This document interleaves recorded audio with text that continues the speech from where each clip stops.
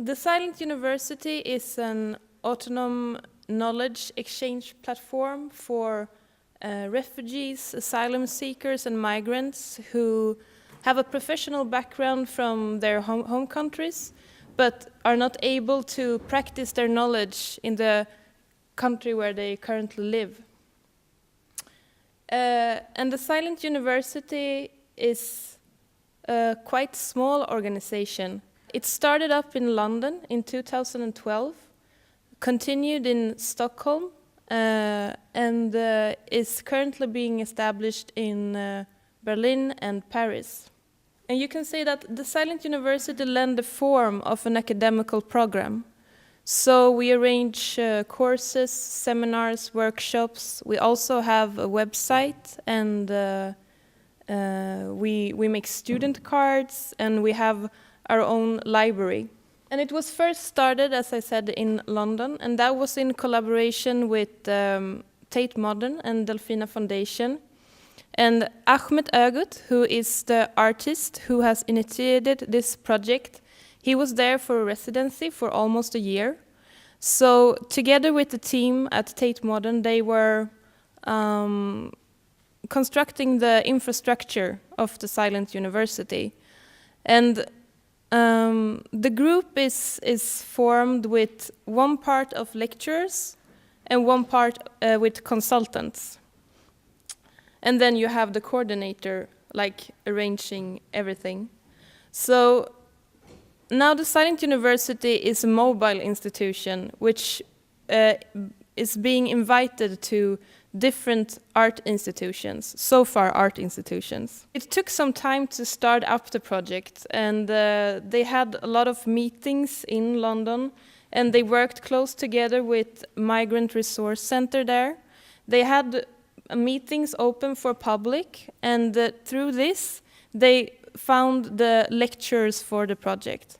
And the lecturers in the Silent University are asylum seekers, which are not able to work, of course, and you can also see it as a knowledge being muted.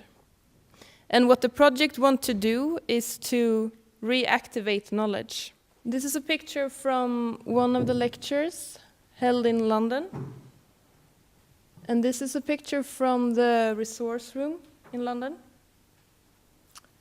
And this is the reader made with text from the London consultants, which you also can find here in this space.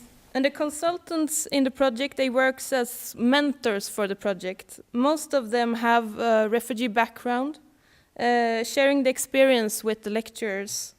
But they have like residence permit, and they are often active within fields that are important for the Silent University. And the idea with the consultants is that they are a group of people that share their expertise with the lecturers. They are mentors for the project, and they also provide a network. And at the Tate Modern, the Silent University was physically presented with the resource room and also a screening program. The website is really important for the project since it's a project that travels. This is the permanent part of the project, and this is like a knowledge bank with all the lectures and articles and text connected to the project. And this is also where everyone can sign up, because the public events with the Silent University, they are open to public, but the knowledge is not given away for free. So we're actually working with alternative currencies. So for example, on the website, if you want to take part of the Silent University and take part of the knowledge bank, then you have to sign up, and you donate hours and skills. So for example, you say that I'm able to work voluntary for the Silent University for like 10 hours.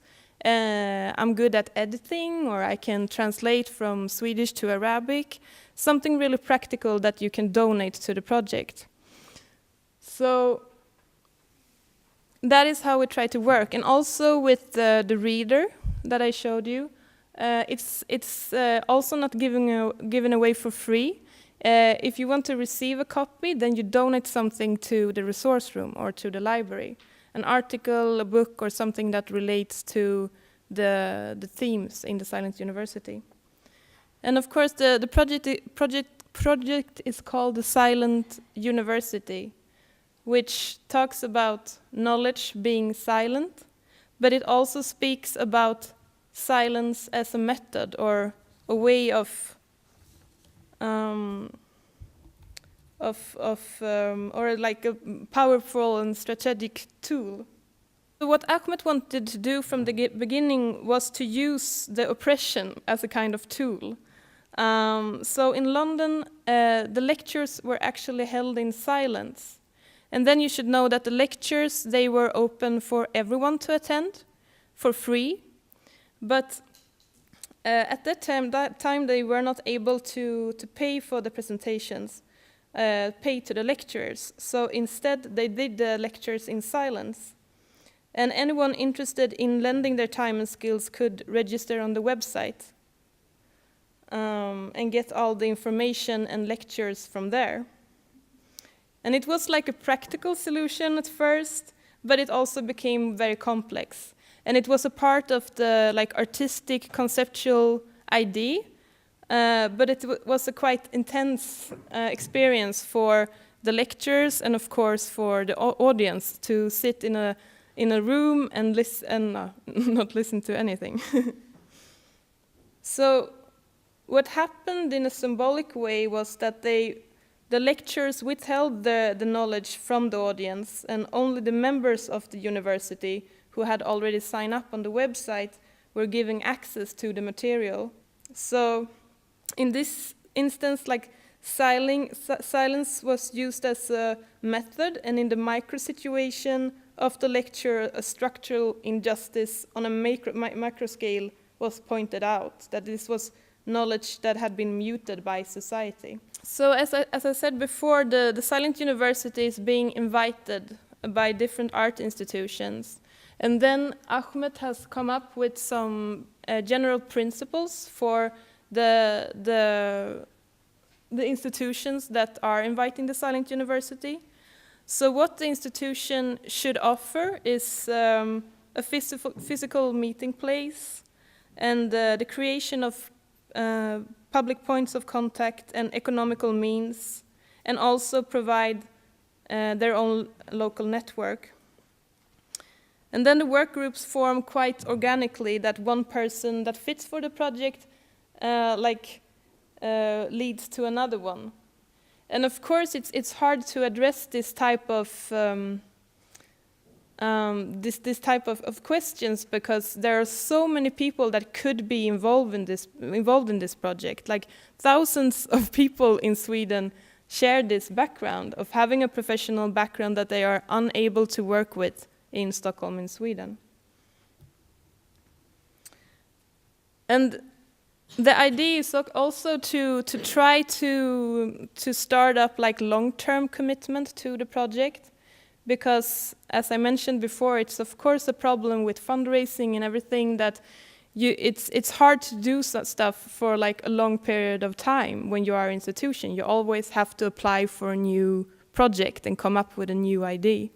So far the institutions that are involved in the Silent University is Tensta konsthall in Stockholm, and ABF in Stockholm, who we collaborate with, and a new art institution in Montreuil, Le 116.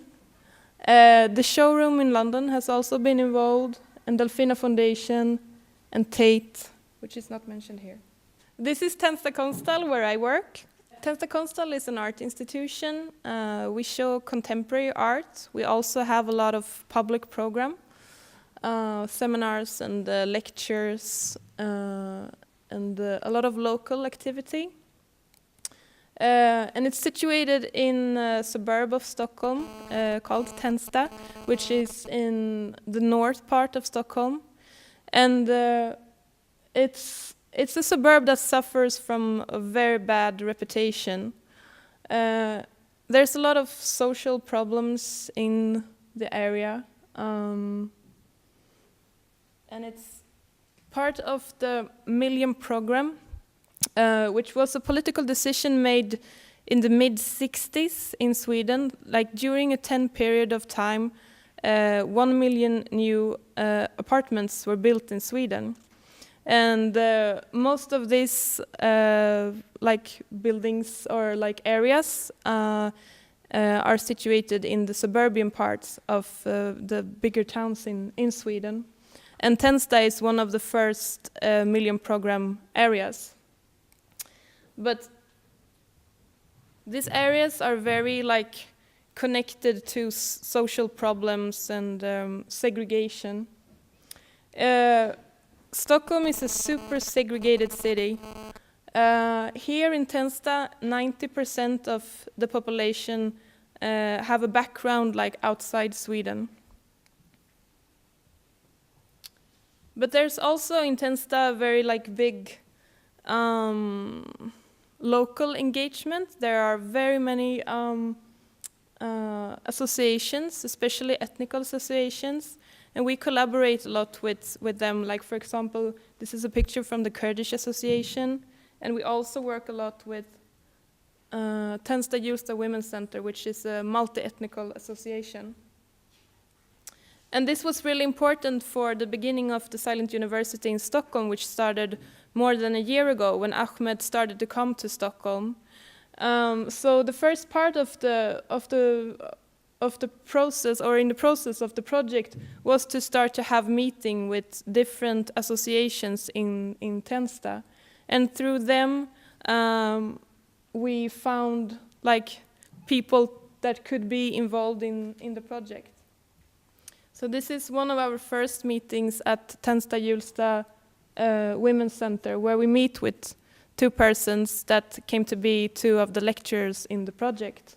And we meet at different places, sometimes more informal, like at a dinner in someone's house, discussing like the lectures and how to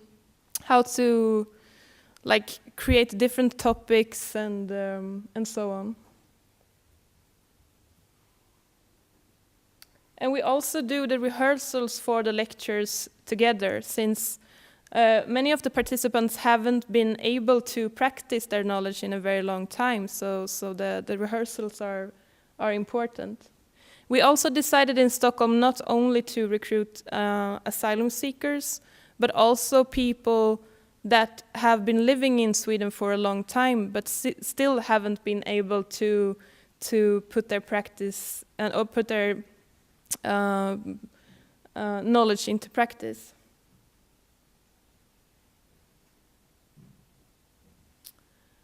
We also decided to collaborate with ABF, and ABF is the Workers' Educational Association, and this house is in the central part of Stockholm, which was also important. So we decided to have the public program at ABF, and it's like an educational space, and it was like first started as a part of the Swedish labor movement. So we found that it was a lot of things in the ideology with ABF that was also connected to the Silent University and the things we wanted to do. And I should also say that another important part of the decision to collaborate with ABF was also to be in a more educational space, because we didn't want to have the lectures at Tensta Konsthall, an art institution, because then the lectures would be like read in another way, like more like performance than actual lectures.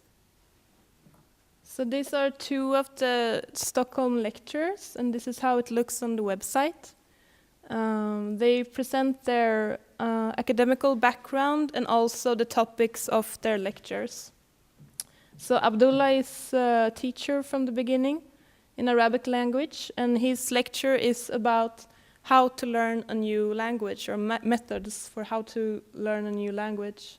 And then there's Ahmed, who's an engineer, and he was gonna have his lecture about two types of networks, LAN and WAN, but he had to go back to Jordan, so he never held his lecture. And this is the consultants. There's more of them. And as I mentioned before, the consultants, they are active within fields that are relevant for the Silent University and also as a network for the lecturers. Let's see. Yeah, here are all the consultants in the project.